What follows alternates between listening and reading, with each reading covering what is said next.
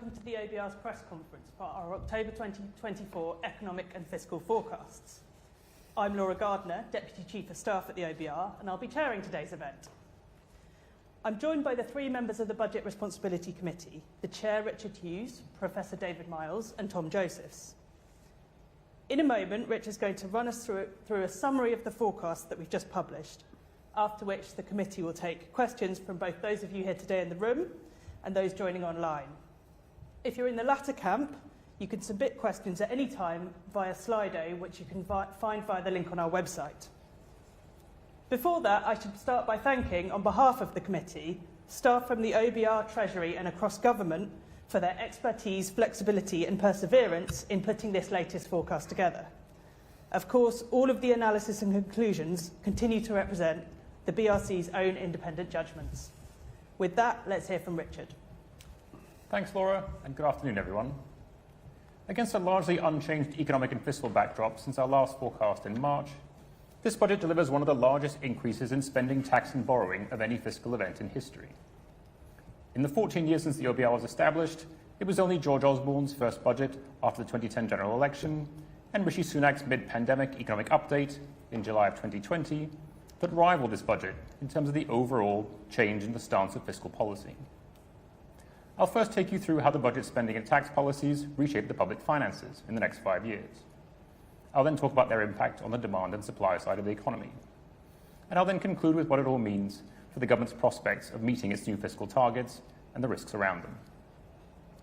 But let me start with public spending, which is the biggest moving part in this budget. Relative to the plans set by the previous government, this chance has added around £70 billion per year to public spending over the next 5 years. As a result, the size of the state settles at 44% of GDP by the end of the decade. This is around 5 percentage points higher than it was before the pandemic, and around 2 percentage points higher than the level implied by the previous government spending plans. This increase in spending reflects both the funding of some undisclosed spending pressures, which existed at the time of the March budget and have subsequently come to light, and the cost of new policy decisions taken by this government. Looking at the composition of this increase in spending, about 2/3 goes on current spending, which raises its annual real growth over the forecast period from 1 to 1.5% per year. The other third goes on capital spending and keeps public investment broadly flat at around 2.5% of GDP over the next 5 years, rather than dropping to the 1.7% assumed in the previous government's plans. Some of the increase in spending in the early years includes additional payments for the infected blood and Post Office Horizon compensation schemes. But most of the increase over the 5 years is added to departmental expenditure plans, which were set by the previous government, with departmental current spending £23 billion higher in this year and £49 billion higher by 2028-29. And departmental capital spending largely unchanged this year, but £24 billion higher by 2028-29. The budget also provides more detail about the breakdown of the spending between departments, after topping up day-to-day departmental spending in this financial year by £23 billion and setting new departmental expenditure limits, or DELs, for 2025-26. As you can see from this chart of real growth in resource-style budgets over the next 2 years, most major departments now see significant real growth in their budgets this year. But growth slows significantly going into next year, with growth in NHS spending falling from 4.7% this year to 3.3% next year, and defence spending slowing from over 3% this year to almost no real growth next year. And some departments, including the Home Office, experience significant real cuts in spending in both years. We'll need to wait for the full multi-year spending review next year to understand what the budget means for the composition of departmental spending over the remainder of the Parliament.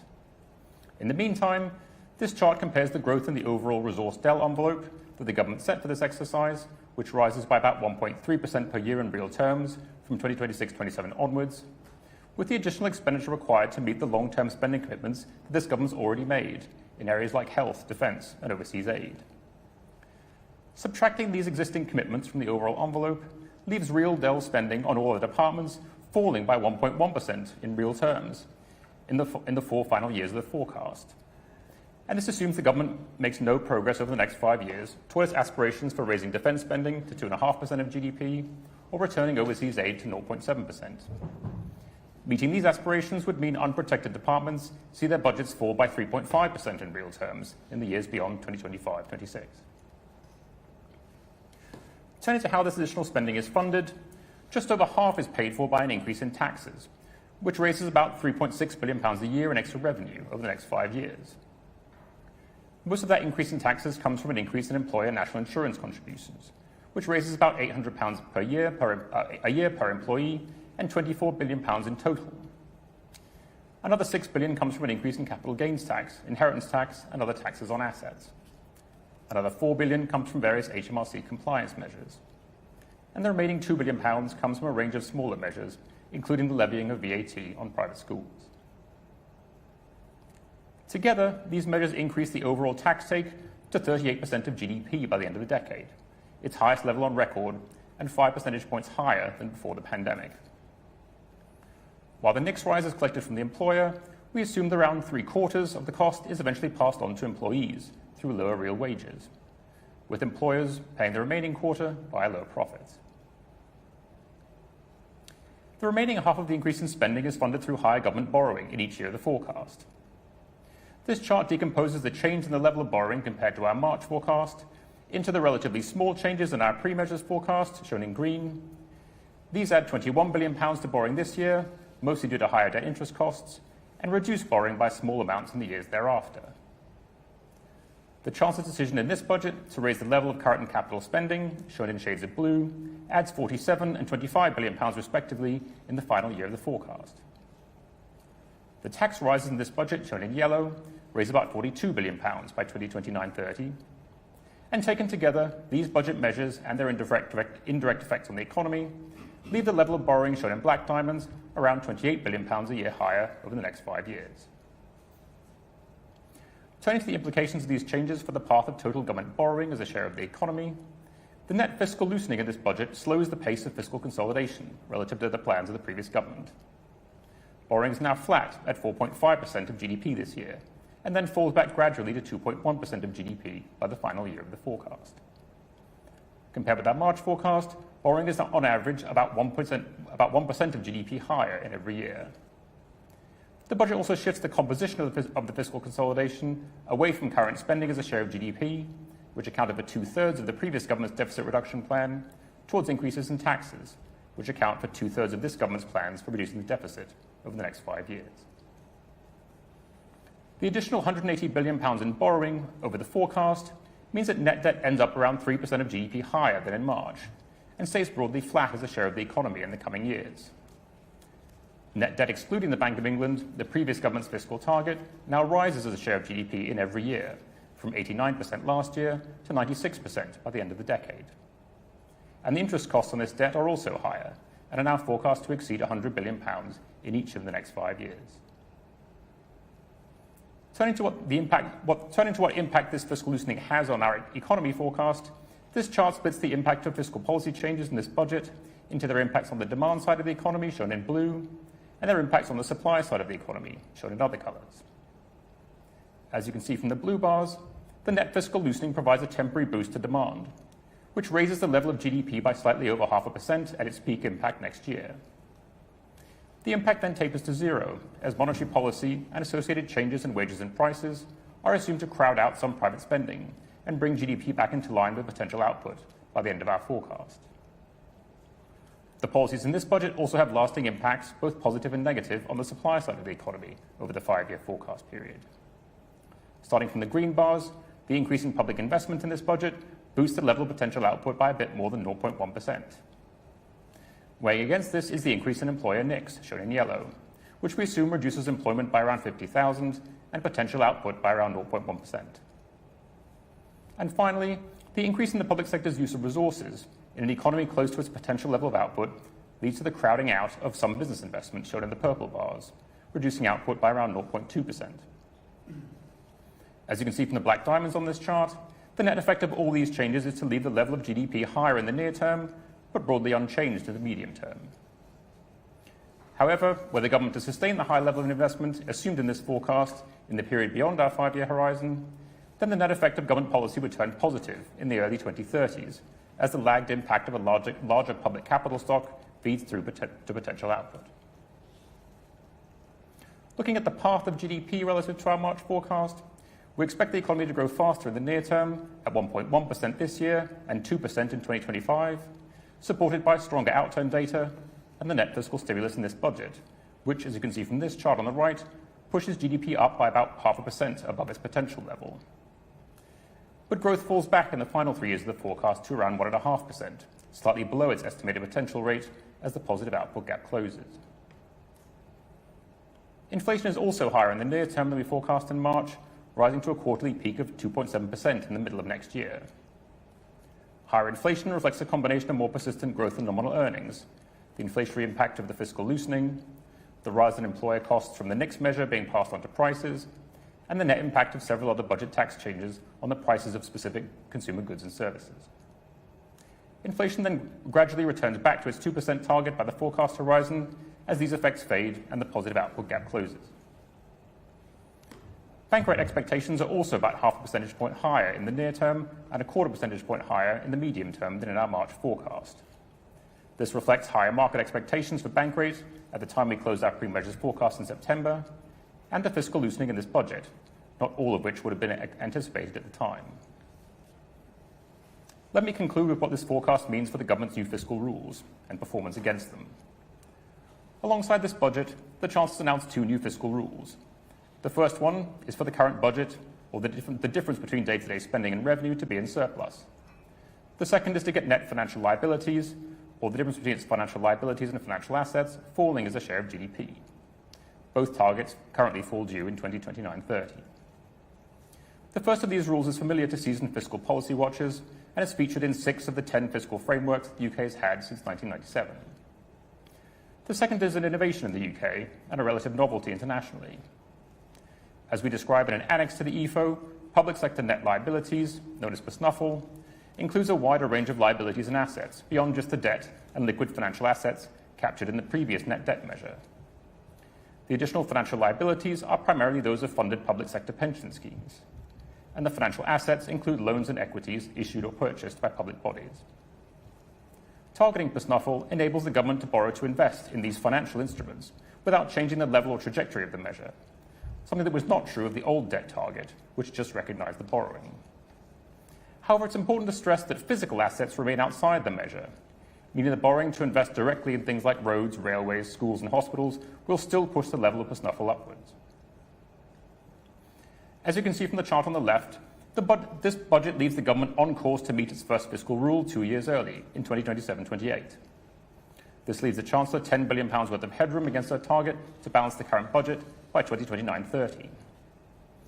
As you can see from the chart on the right, the government's also on course to get net financial liabilities falling 2 years early, and this leaves the Chancellor with £16 billion of headroom against this measure in the target year. However, had the Chancellor retained her predecessor's main fiscal rule of getting debt excluding the Bank of England falling in the 5th year of the forecast, she would have missed this by around £6 billion. But even the £10 billion in headroom the Chancellor retains against her new fiscal rules is small by historical standards.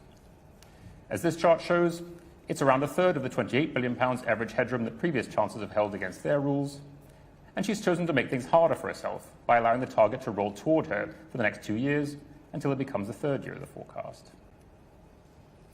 But against any measure and over any horizon, the level of headroom the Chancellor has set aside against her fiscal rules remains a small fraction of the risks around the economic and fiscal outlook.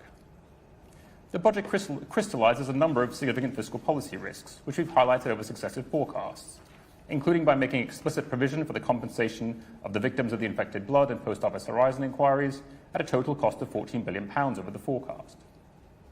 The budget also ends the practice of pre-committing a large share of the Treasury's resource DEL reserve well before the start of the fiscal year. And it fills in some of the details around the composition of departmental spending next year, and adds significant sums to the envelope for forthcoming spending review exercises covering the remainder of the Parliament. But against this, the Chancellor's budget also continues to incorporate a number of policy assumptions that few of her predecessors ever implemented, including the indexation of fuel duty, which, if not delivered, would reduce a headroom by nearly £5 billion.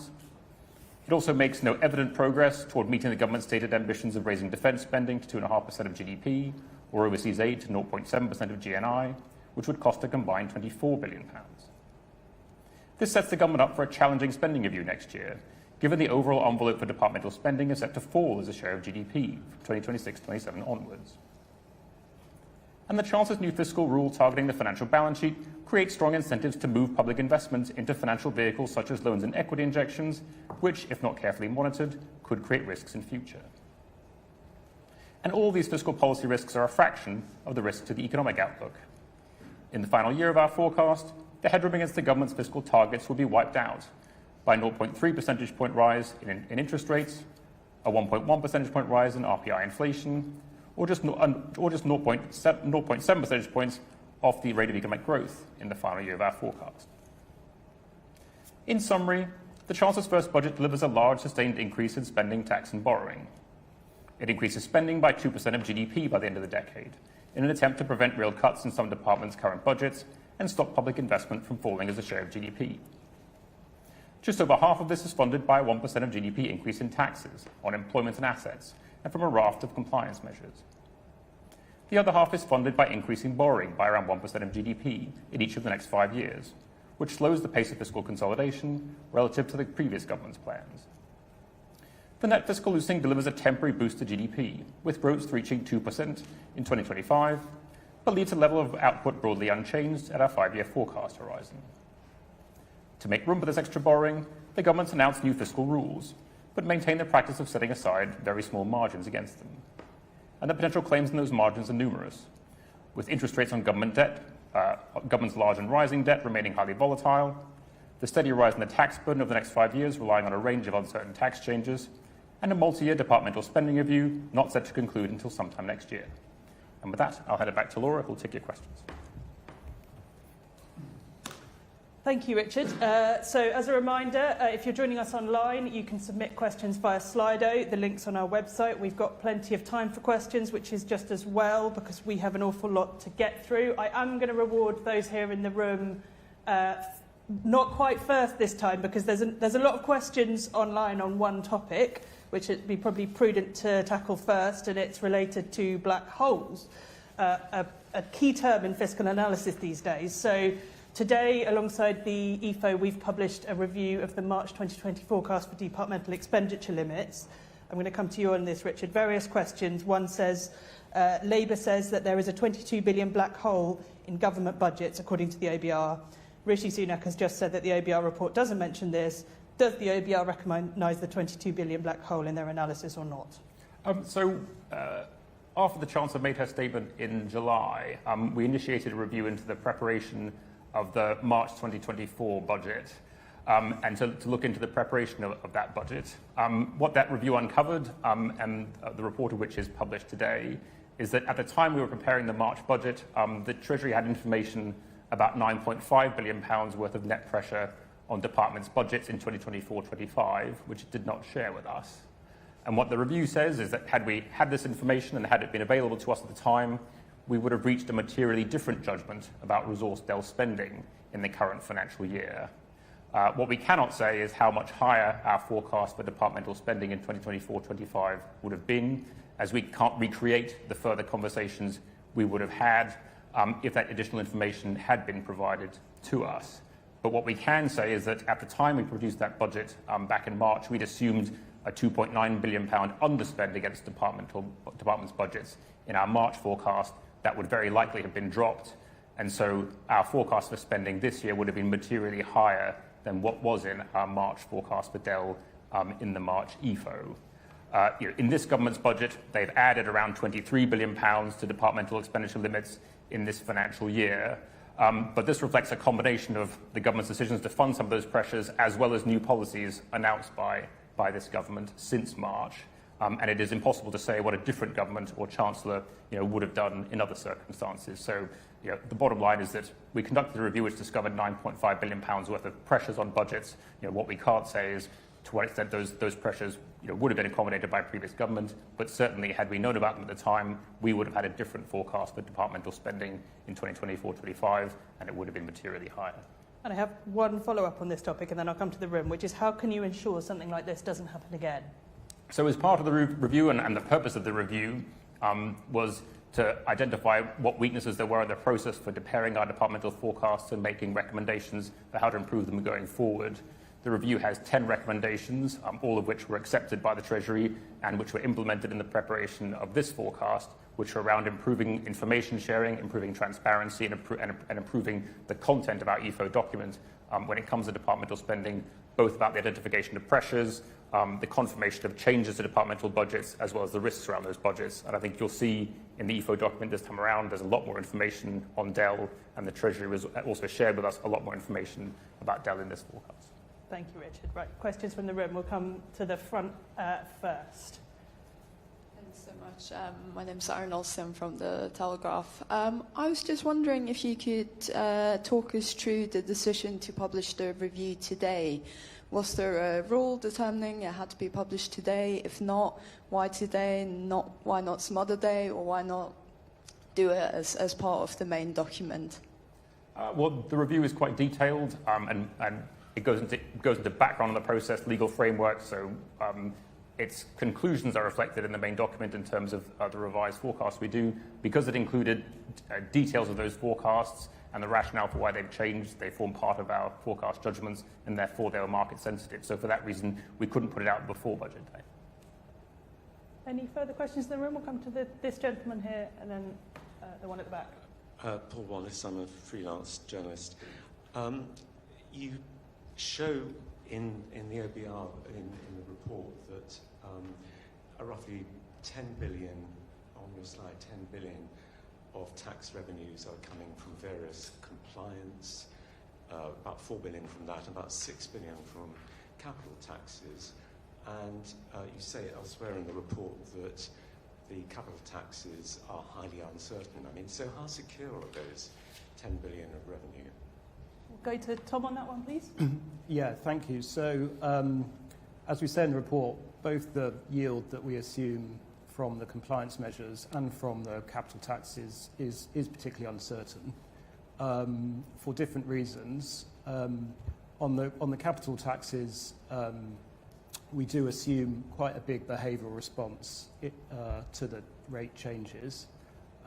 So people deciding to either hold on to assets for longer, shift into different assets as a result of the changes.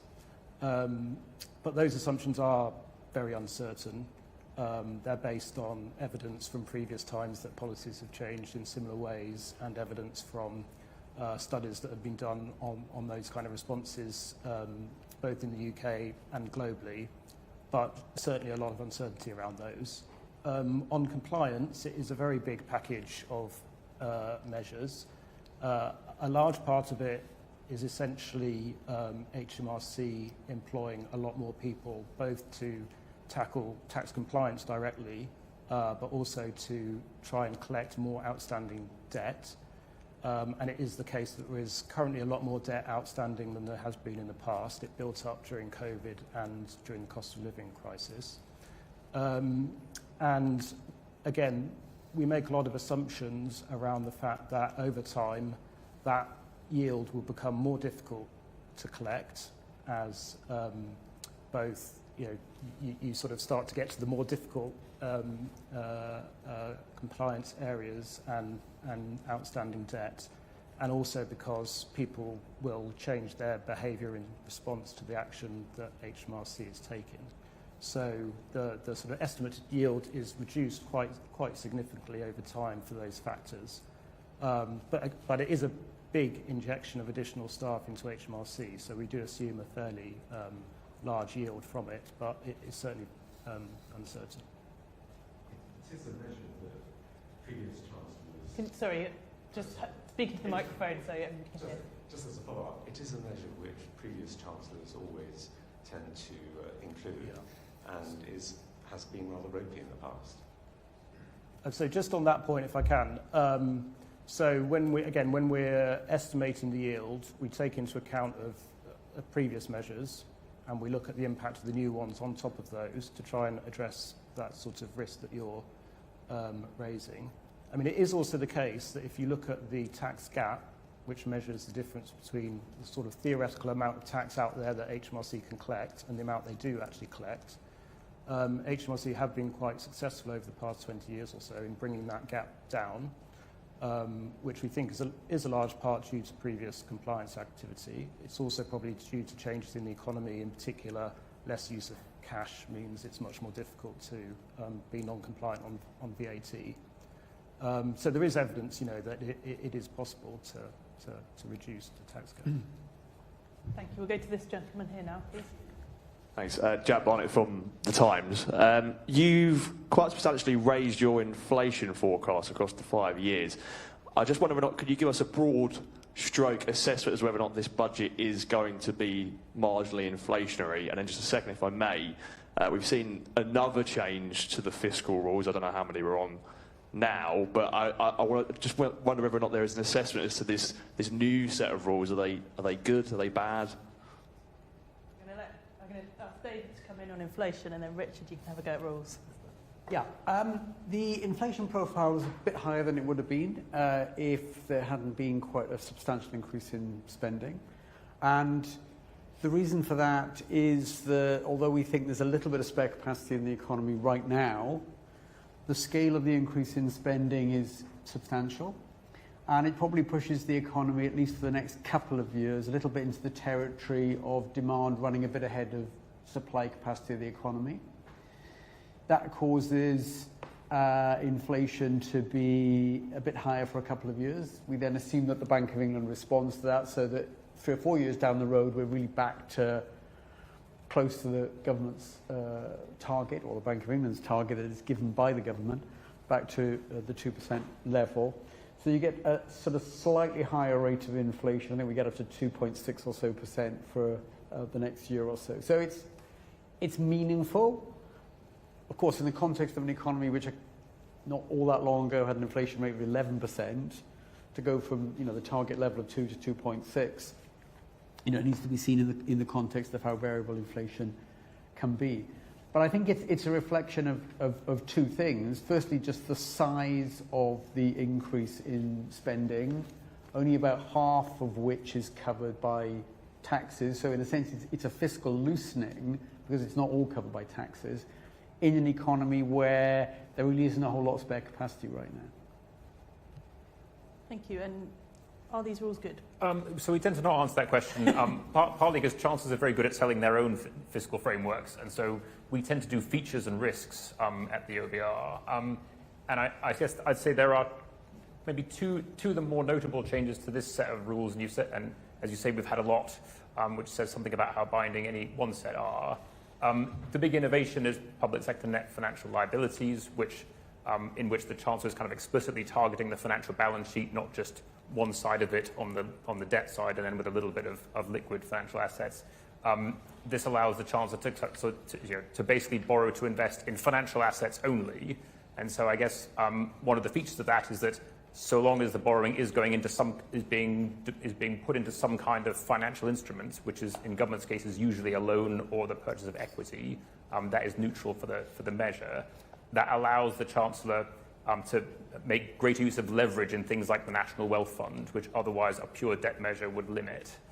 The risk there is that governments start to exploit that and treat it as a loophole, and the government starts to do lots of things which might deliver better value for money through straight investment in physical assets. They start doing it all through financial instruments. They start doing it all through loans or all through equity in companies or funds. The danger with those is that those things get valued in a certain way, and then those valuations turn out to be wrong. One of the things which we will be doing in the OBR, with the help of our colleagues in the National Audit Office, is making sure that those valuations are robust. Where we think that some of those loans that are being made aren't likely to be repaid, that likelihood of non-repayment is reflected in the valuation of those loans and in our forecast for the performance of those loans. So it's going to be more work for us to look at the asset side of the balance sheet, but given that that target has been chosen, we will have to do that.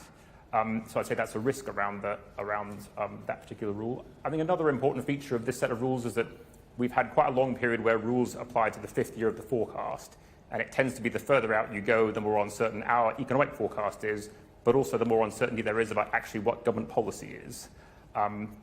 One of the advantages of bringing forward the deadline for the rule is it brings the deadline for the rule more likely into overlapping with the deadline for government spending plans. We've been in a situation in the UK for a number of years now where 4 out of the 5 years of our forecast is not covered by detailed plans for spending. Now, that's still true today, right? Because the government's only done a 1-year spending review. But there is a commitment now to go back to doing a regular rhythm of spending reviews, which would fill out more of the distance between here and the deadline with detailed spending plans in ways which we haven't had in a while in the UK, and hopefully maintain kind of that level of transparency about what the fiscal rule implies for the government's detailed plans for departmental spending between now and the deadline. Thank you. I'm going to take some questions from Slido now because there are loads. If you're in the room and you want to ask another question, just kind of wave at me and I will come to you. David, I'm probably going to come to you on these. Another popular set of kind of theme of questioning around working people. So Sue Chan asks, do these budget tax rises hit working people? And will extra public, she's gone for a bonus, 2 questions. And will extra public spending hit interest rates and mortgage rates for longer? John Paul Ford Rojas asks, regarding the 50,000 average hours equivalent reduction in labour supply due to the national insurance policy, what does that mean? Does it translate into a higher unemployment rate? And can you quantify impacts on wage growth? And there's other questions asking about Labour's commitment not to tax working people and what your view is of that. Yeah. So a set of questions around working people. Yes, well, I mean, a lot of those questions in a sense are about the national insurance measure, the increase in the employer rate. And of course, the incidence of that tax is companies in the sense that they actually pay the money, but whether or not that's the ultimate place where the tax comes to land is a different question. And it seems highly likely that it will have an impact on the level of wages that firms who are facing higher taxes on employing people will pay. So our assessment is based on the sensitivity of demand for labour from companies and on the supply of labour by individuals, that a significant proportion, certainly over the longer term, of the impact of the higher tax will feed through into wages being lower than they otherwise would be. So something like, in the longer run, 3/4 or so, 75% or so, of the impact of the higher tax will end up being felt in a lower level of real wages than they otherwise would have been. So that's the difference really between the sort of formal legal incidence, who pays the bill, and where does it actually end up in economic terms. And the answer seems highly likely that most of it will feed through into the level of real wages. So what was the other part of the question? So there was John Paul Ford Rojas asked specifically about the reduction in average hours equivalent employment and the 50,000. Yeah, the 50,000. Well, the translation into unemployment is next to nothing, because the way to calculate what the impact will be is to work out what combination of some people deciding they're going to work less because real wages are a bit lower than they otherwise would have been, and how much lower is the demand for labour, because not all the impact of the tax can be passed on by the company to the worker. So we kind of work out, you can think of the 50,000 number as how much lower will the size of the labour force in the UK be, because some people just at the margin find that the lower real wages they're going to get as a result of the tax increase mean, well, actually, I don't want to work so much. So it doesn't actually flow through to unemployment at all. It does flow through to a slightly lower level of the labour force and a lower level of employment than it otherwise would have been. But that's a 50,000 number, that's our central estimate, in a labour force of 32 million or 33 million people in the labour force. So, 50,000 as a percentage of the labour force is not enormous, but at the same time it's not a totally insignificant number. Unemployment, by the way, over our forecast period, remains pretty low, certainly in the short run, because we've got a very substantial boost to demand from the fiscal loosening over the next couple of years, and that actually takes the economy into a position where output is pushing up against and going slightly beyond actually the productive potential of the economy. So unemployment actually stays low on our central projection. And then the final, Sue's second question, we've had other questions on the same theme. Sue Chan also asked, will extra public spending keep interest rates and mortgage rates higher for longer? Mark Willis also asks, is a material impact in gilt markets expected in response to the additional debt by 2028-29? So a couple of questions on gilts and mortgages. Well, the pressure, if it exists, of higher government spending depends very much on how it is financed. I mean, to the extent that it's financed out of taxes, in a sense, the government is taking away demand from the private sector, which pay the taxes, to make room for its extra use of resources. Now, in this budget, there's a big increase in spending, which is significantly, but certainly not wholly, financed through taxation. In fact, taxation finances about slightly more than half of the 70 billion or so extra government spending a year that you get over the next few years. And the other half is financed by more borrowing. Of course, the more borrowing bit means that the government's spending money, which by definition it hasn't raised through taxes, and so it's not reducing demand in the economy in line with its own bigger claim on resources. That's what pushes the economy to a situation that we think is a bit above its potential. And it's plausible that there is a reaction to that, both from the Bank of England, which you might expect, partly on the back of slightly higher inflation, to set a slightly higher path for bank rate than it otherwise would, and also because the government is borrowing rather a lot more than people might have expected in the past. If the previous government's plans had played out, they were planning to borrow less. You have to induce people to buy the extra gilts that are coming onto the market. We think the net effect of both those things might be to add something of the order of 0.25% to interest rates, to yields on government bonds, maybe to the path of bank rate.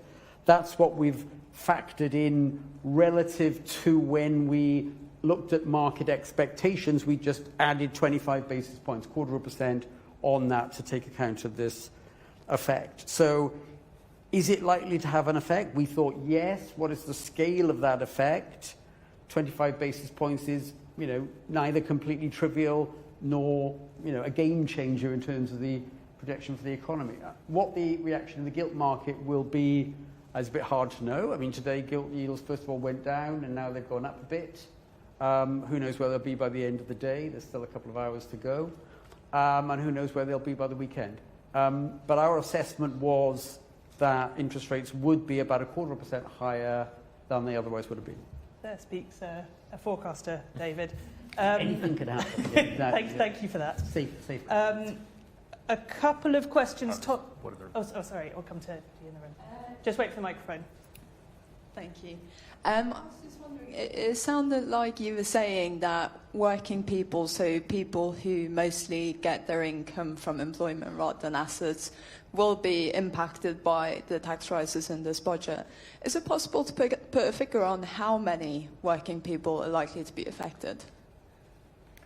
Well, I think, there's quite a broad range of tax increases. And, when you've got the government making space, if you will, for substantial increases in its own spending, it's very likely that the majority of people will face some more taxes somewhere. The one that I focused on a moment ago was just the national insurance one, where, as I said, the lion's share, about 3/4, we think, of the impact of that will ultimately come through in the form of lower wages. And that's likely to affect the majority of people who are working. Did you put that in millions of workers by any chance? Well, the level of employment in the UK is 33, 34 million, something like that. We haven't done a sort of distributional calculation to work out what percentage of people might not have any effect at all. And there will be some who won't. So, for example, somebody who is earning national minimum wage, companies can't pass on, legally can't pass on the incidence of the extra tax there. So there will certainly be people, and there's 2 million odd people, I think, in the UK who are on the national minimum wage. They're not going to see their wages lower because it's not a legal thing to do. So there's definitely, just on the national insurance thing, although I think the majority of people will find over time that their real wages are a bit lower than they otherwise would be, there's certainly some people who won't. I think it's hard to put a precise number on it. I think it would be fair to say that I think the majority of people will find their real wages would be a bit lower than they otherwise would be. But that will take time. I mean, in the short run, I mean, I think the way to envisage it probably happening is not so much companies tomorrow issuing an edict for their workforce saying, hold on, our employment costs have gone up by 2%, everybody's going to take a 2% wage cut right now. That's not going to happen. I think what will happen is gradually over time, maybe next year and the year after, a company that might have given a 3% wage increase will make it 2.5%. And, you know, a few years of that, and a substantial part of the burden of the higher national insurance will have been passed on to the workforce. Cool, thank you. We're going to go to a couple of questions on different taxes. I'm going to come to you, Tom, both from Kieran McCarthy. One is the Chancellor said raising VAT on private schools was expected to raise 1.9 billion. The OBR estimates 1.7 billion. Are you able to explain the differences in estimates? So, if you're not familiar with that Chancellor figure, perhaps you could just explain ours. And also asks, is there a financial argument in favour of keeping the freeze on fuel duty rates, given the 3 billion or so cost of doing so? So a question on VAT on private schools and a question on fuel duty. Okay, thanks. So on VAT on private schools, our estimate in the final year of the revenue raised is 1.7 billion, which I think is the same estimate as the Treasury have in their Red Book. I mean, the biggest judgment there, obviously, is on the degree to which parents take their children out of private school or don't send their children to private school as a result of the increase in VAT, which we assume a large part of would be passed on as higher fees. Our assumption is that there are around 35,000 fewer pupils in private schools as a result of the measure after 5 years. But that is, again, it's an uncertain judgment. On fuel duty, well, I mean, from a fiscal perspective, there is a very significant cost from the repeated practice of previous governments and now this government of not implementing the stated increases in fuel duty. I think we've estimated that if you go back to 2010, which I think is the last time it was actually implemented around then, the total cost of public finances has been around 100 billion from not implementing those increases. And looking forwards, our forecast does assume that from next year the policy will be implemented, fuel duty will increase, reverse the 5p cut, and therefore that benefits the public finances in our forecast by around 5 billion in the final year of the forecast. The margin that the Chancellor has left against her current balance rule is around 10 billion. So not implementing those measures again would immediately cut out around half of the headroom that the Chancellor has against her fiscal mandate. Thanks, Tom. Couple of questions probably coming back to you again, David, on these, on I guess kind of on the theme of business investment and crowding out. So Philip Inman at The Guardian asks, why does business investment fall over the 5-year forecast, and why does higher national insurance payments by employers play a part in this? Ben Bidwell asks, please can you explain a little more on what is meant by crowding out on the supply side changes over the forecast period? Okay. Well, the government, I mean, pretty much in this budget takes about, I mean, public spending is about 70 billion higher a year. And that's a big number, but 2% of GDP or so.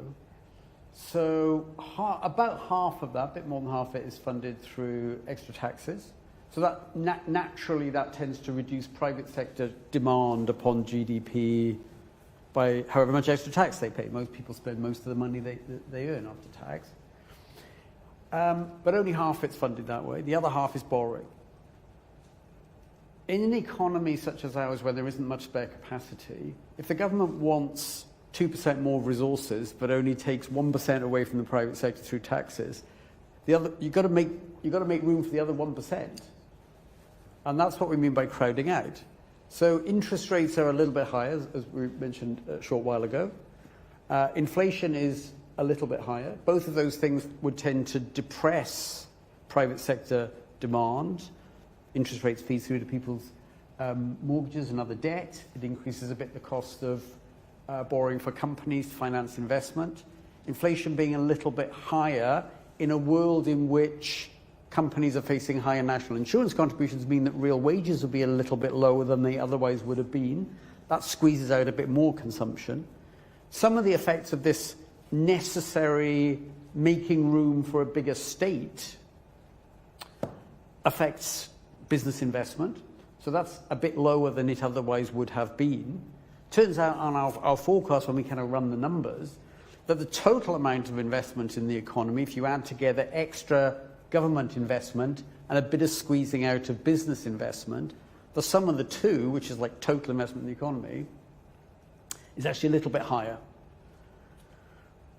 But it's not a whole lot higher. And what that means is that the sort of productive potential of the economy, because you've got a positive effect from more government investment and a bit of a negative effect from somewhat less business investment than there would have been, leaves productive potential about where it would have been. And that's why the growth in GDP over the forecast horizon is not a whole lot different, because it has to ultimately grow in line with productive potential, than it would have been before the government introduced a kind of big package of measures. So that's, I hope that helps understand what we mean by crowding out, which is a nasty bit of economics jargon, I'm afraid. Thank you, David. Tom, I'm coming back to you with a couple of questions on taxes again. Ashley Lane asks, what has your forecast assumed about innovators, businesses and individuals leaving the country or economy and going overseas? And there's an additional question on the same topic, which says increases of CGT, taxes on air passenger duty, ending the non-TOM tax status, VAT, etc. How did you model impact on growth and the potential loss of high net worth individuals leaving the country?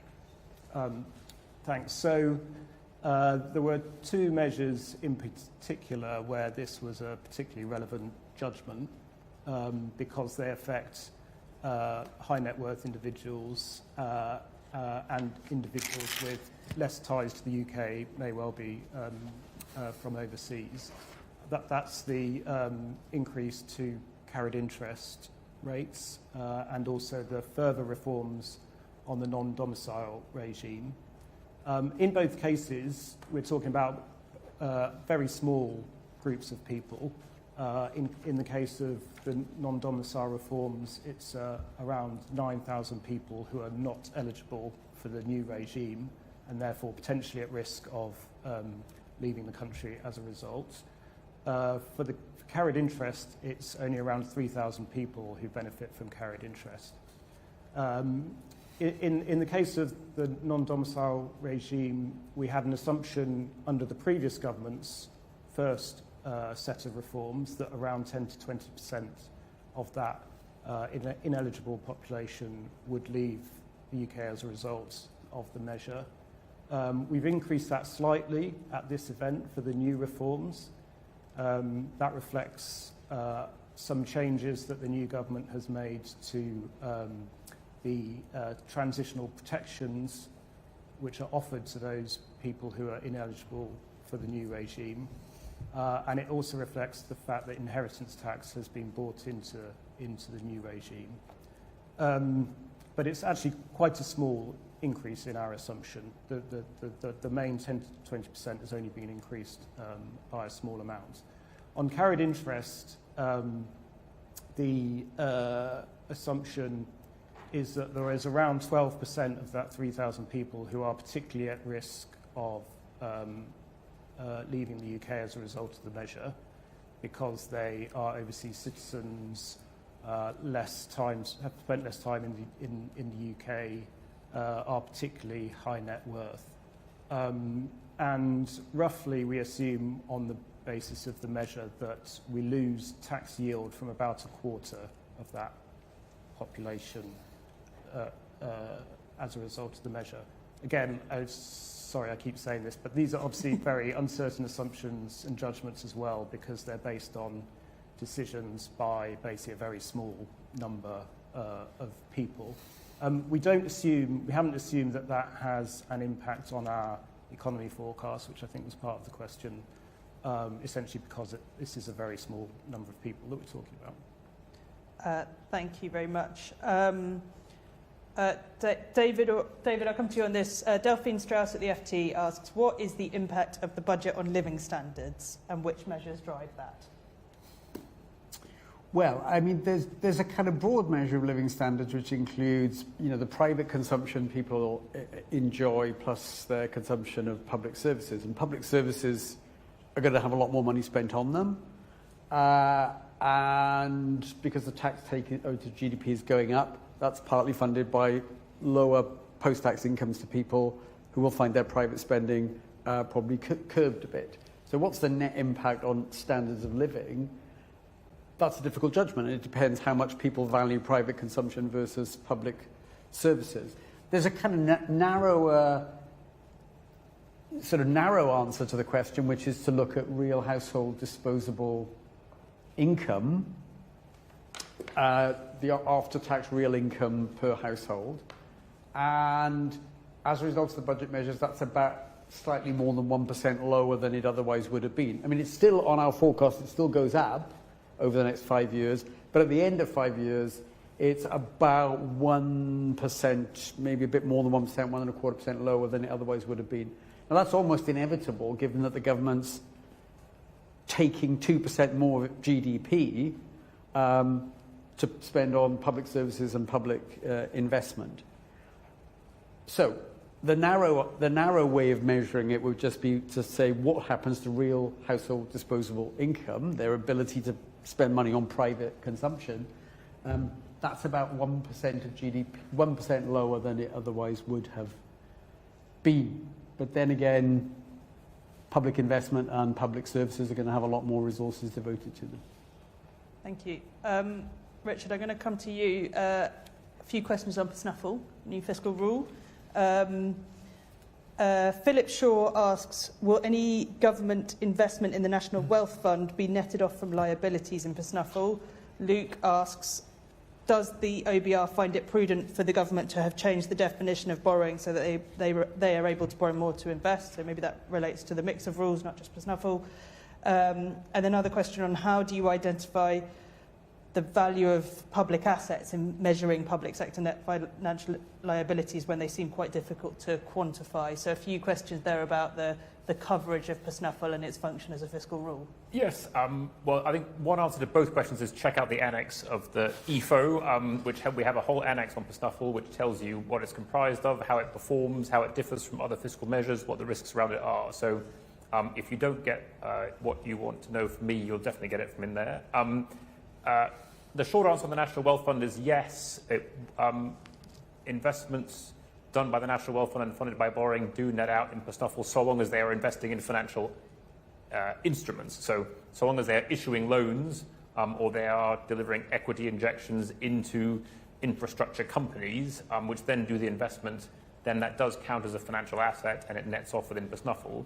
What they can't do but keep PSNUFL unchanged is invest directly in things like energy investments. So they can't buy the windmill, they have to invest in the company or make a loan to the company that builds the windmill. And I think therein one spot's potentially one of the risks, which is that the investment has to be indirect through some kind of private sector vehicle or through the extension of some kind of financial instrument.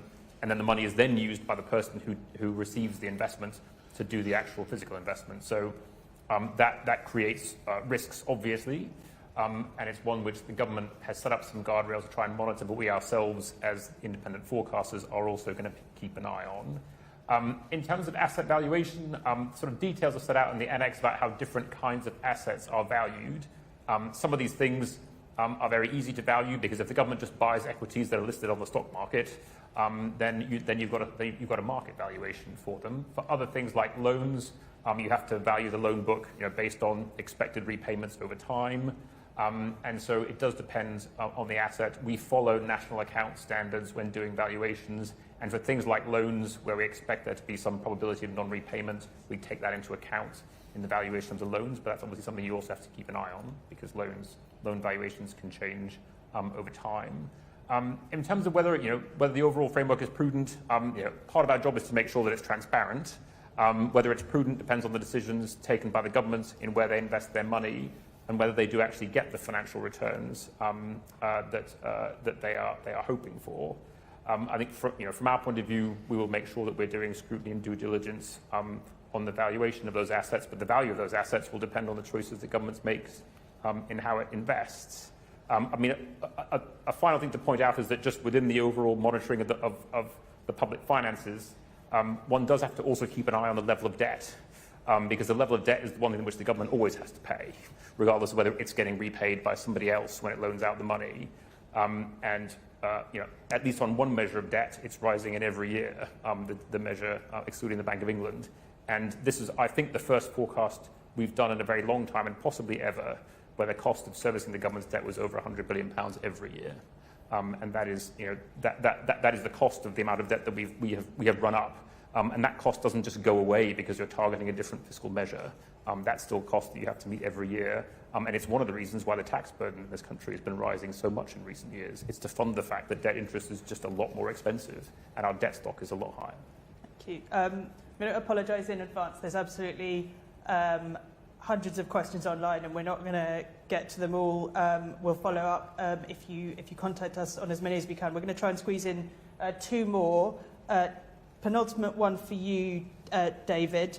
Do the OBR's forecasts account for potential growth in the medium term due to general population health and productivity as a result of public spending? And a similar question from Sarjan Narwan, who says, what expectation do you have on the impact of increased NHS spending on growth?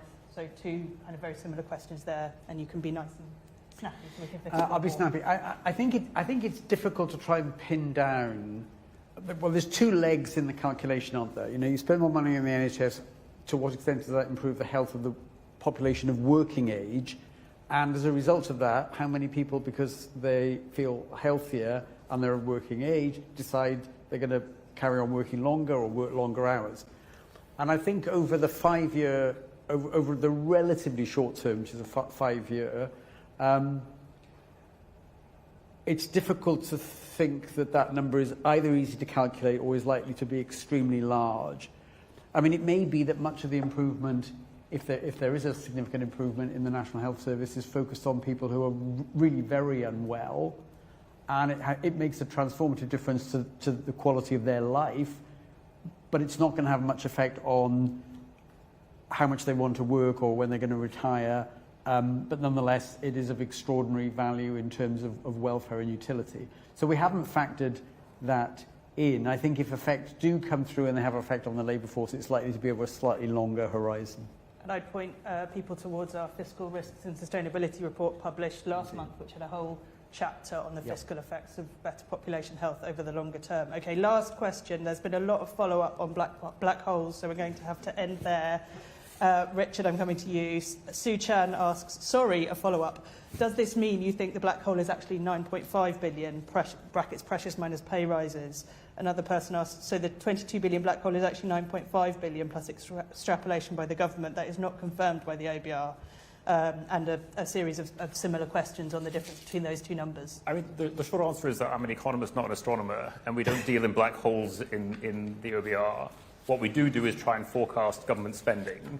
And when we were putting that forecast together back in March, the Treasury had information about £9.5 billion worth of pressures on public spending that we were not aware of. What we can't say is that had we known that information, what different number would we have put in our EFO back in March? We know it would have been materially higher, but we would have also had a conversation with the Treasury about what they would have done about those pressures. and take into account what they then told us. Because they didn't disclose that information, there's no way of knowing how much, how different our forecast public spending would have been back in March. It would have been materially higher, and that's all we can say. Thank you, Richard. So that, as I said, I'm afraid that is all we've got time for this afternoon. There were an awful lot of questions that we didn't get to. Please do get in touch with us and we will follow up with you and provide answers to those if we didn't manage to answer your question in this press conference. I'll just wrap up by saying thank you everyone for joining us today. We very much look forward to seeing you at our next event in the spring.